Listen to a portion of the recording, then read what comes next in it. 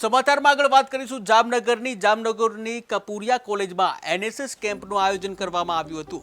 ત્યારે નવા ગામમાં એનએસએસના સાપ્તાહિક કેમ્પનું ઉદ્ઘાટન કરવામાં આવ્યું હતું। સાંસ્કૃતિક કાર્યક્રમ અને સમૂહ ગરબાનું પણ આયોજન કરવામાં આવ્યું હતું। ત્યારે કેમ્પમાં 50 વિદ્યાર્થીઓએ ભાગ લીધો હતો, જ્યાં પોલીસ દ્વારા ટ્રાફિક અવેરનેસ અને જનજાગૃતિ ફેલાવવા અંગેનો સંદેશો પણ આપવામાં આવ્યો।